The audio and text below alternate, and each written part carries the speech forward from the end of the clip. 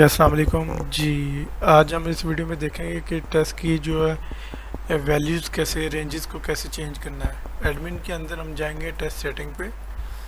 Test setting पे जाने के बाद मैं कोई फॉर एग्जांपल एक टेस्ट सर्च कर लेता हूँ सीबीसी, जिसके मैंने वैल्यूज़ चेंज करनी है, ठीक है, या यूरिक एसिड। तो मैंने यहाँ से सर्च बाय के अंदर मैं नेम से सर्च करना चाह रहा हूँ, मैंने नेम लिखा और आगे मैंने टेस्ट का नाम लिखा। मैं इसको सर्च किया तो ये मेरे पास इसके रिलेटेड जितने भी सैंपल इसके जो है यूरिक एसिड जितने भी टेस्ट है वो सारे शो हो गए। अब मैंने जिस टेस्ट को ओपन करना है उसके कोड पे क्लिक किया है, टेस्ट मेरा ओपन हो जाएगा। जैसे टेस्ट मेरा ओपन होगा तो यहाँ पे हम उसका ये कोड आ रहा है, आप कोई कोड उसका रखना चाहते हैं तो आप रख सकते हैं। अगर सेम होगा तो वो सेव नहीं करेगा, ठीक है, अगर यूनिक होगा तो सेव हो जाएगा। टेस्ट कैटेगरी जो उसकी ये होगी आप अटैच कर सकते हैं, टेस्ट का नेम चेंज कर सकते हैं, प्राइस उस टेस्ट की चेंज कर सकते हैं। टेस्ट रिज़ल्ट टाइप ये पैरामीटराइज है क्योंकि इसके अंदर पैरामीटर है, इसको हम यही रखेंगे। टेस्ट रिपोर्ट टेम्पलेट इसको जनरल रखेंगे, इसको आपने नहीं चेंज करना। टेस्ट स्पेसिमन जो है आपने जो भी स्पेसिमन होगा वो आपने अटैच कर देना है। उसके बाद ETA मतलब इसका ये मतलब है कि एस्टिमेट टाइम जो इस रिपोर्ट का आपने देना है वो आप यहाँ पे ऐड कर देंगे, ठीक है। उसके बाद टेस्ट रिपोर्ट डिस्प्ले नेम, जो रिपोर्ट पे आपने इसका नाम शो करवाना है इस टेस्ट का वो आप यहाँ पे लिख देंगे, ठीक है।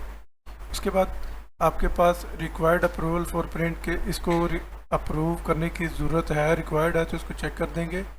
इंक्लूड इन व्हाट्सएप लिंक, अगर आपने इसको व्हाट्सएप जो लिंक बनता है उसके अंदर ये रिपोर्ट शो करनी है तो हम इसको चेक कर देंगे, ठीक है।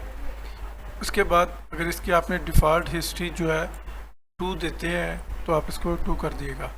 प्रोहिबिटेड पेशेंट टाइप मतलब ये है कि ये टेस्ट अगर जिस पेशेंट टाइप के लिए नहीं है उसको हम अटैच कर देंगे। जैसे कि ये टेस्ट फॉर एग्जांपल मेल के लिए नहीं है तो हम मेल को अटैच कर देंगे, अगर सब के लिए तो फिर हम इसको अटैच नहीं करेंगे, ठीक है। उसके बाद कोई नोट्स कमेंट वगैरह है इस टेस्ट के रिलेटेड तो आप यहाँ पे ऐड कर सकते हैं। अब अगर मैं नीचे आऊँ तो सबसे पहले नीचे मेरे पास ये पैरामीटर आ रहा है यूरिक एसिड, ये पैरामीटर का नेम है। ये ऑर्डर बाय, आप इनको ऑर्डर नंबर दे सकते हैं कि नंबर 1 पे शो हो, 2 पे आप इनको जो ऑर्डर देंगे उसी ऑर्डर में ये शो हो जाएगा। अब ये पेशेंट जो ये पैरामीटर यूरिक एसिड जो है ये patient type in 4 patient type के लिए अवेलेबल है। इन 4 पेशेंट टाइप का जब आप सैंपल करेंगे तो ये पैरामीटर के रिज़ल्ट ऐड करने के लिए आपके पास रिज़ल्ट की स्क्रीन पे शो हो जाएगा। अगर आप इनके अलावा जो पेशेंट टाइप यूज़ करेंगे वो कहेगा नो रिकॉर्ड फाउंड, कि उसकी वैल्यूज़ टेस्ट के अंदर नहीं पड़ी हुई, ठीक है। तो सबसे पहले मेल है हमारे पास, फीमेल है, चाइल्ड इन्फेंट है। अब देखिए अगर 35 डेज़ का है कोई बेबी तो वो हम जो है इन्फेंट लगाते हैं, ठीक है। अगर कोई हमारा 16 ईयर का तो हम पेशेंट टाइप चाइल्ड लगाते हैं। बाकी मेल फीमेल जो होगा वो आप अटैच कर लीजिएगा, ठीक है। अब सबसे पहले क्रिटिकल मीन वैल्यू, कम से कम जो सब पैरामीटर की जो वैल्यू होगी वो 0 होती है, इससे कम होती नहीं है माइनस में, तो हम इसको 0 कर देंगे, ठीक है, कि कम से कम जो इस पैरामीटर की वैल्यू होगी वो इधर आ गई। मिनिमम जो वैल्यू होगी हम इधर लिख देंगे इस कॉलम के अंदर, मैक्सिमम जो होगी वो इधर लिख देंगे, ठीक है। क्रिटिकल मैक्सिमम वैल्यू वो जो है जो हाईएस्ट रिज़ल्ट होता है, जिससे ऊपर अगर रिज़ल्ट जाता है किसी पेशेंट का तो हमने डॉक्टर को इन्फॉर्म करना होता है, वो हम यहाँ पे लिखेंगे, ठीक है। अब ये जो वैल्यूज़ है ये मेल के लिए शो होगी, ये फीमेल के लिए शो होगी, ये चाइल्ड के लिए और ये इन्फेंट के लिए। रिपोर्ट और जब रिज़ल्ट ऐड करते हैं उस पर ये वैल्यूज़ शो होती हैं आपके पास, और जो यूनिट होगा आप यहाँ पे लिख देंगे उसका जो भी होगा, ठीक है।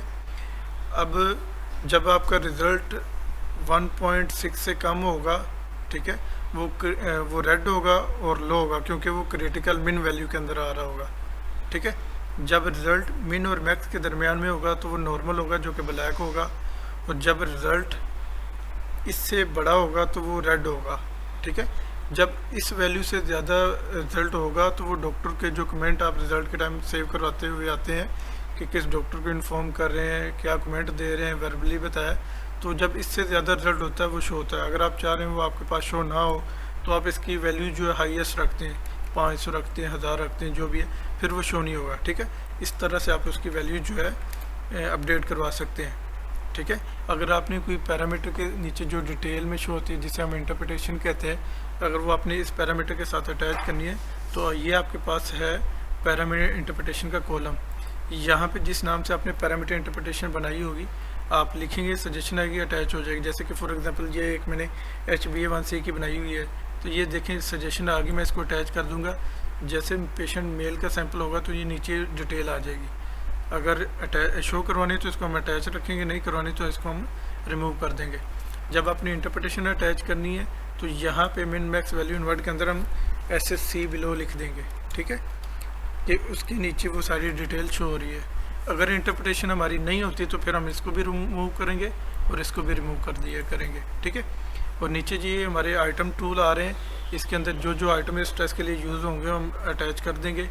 जो रिमूव करना है तो हम यहाँ से कर देंगे, कोई ऐड करना है तो हम यहाँ से कर देंगे। तो नीचे लाइन आ जाएगी, उसके अंदर हम आइटम का नेम लगा के अटैच कर देंगे। रिमूव करना तो यहाँ से हो जाएगा, ठीक है। तो अगर कोई डुप्लीकेट आइटम नीचे आ रहा है, सेव करने पे वो इनवैलिड दे रहा है, तो आपने यहाँ से जो डुप्लीकेट आइटम होंगे रिमूव करके सेव करिएगा, हो जाएगा, ठीक है।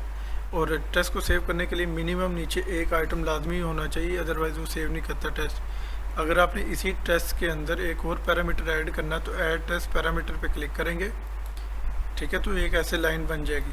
आपने जो पैरामीटर के नाम से आपने इसमें जो पैरामीटर अटैच करना है, अगर उस नाम से पढ़ा होगा, तो जैसे मैं फॉर एग्जांपल HB लिखता हूँ तो ये पैरामीटर बना हुआ था, ये सजेशन में आया, मैंने इस पर क्लिक किया तो अटैच हो गया।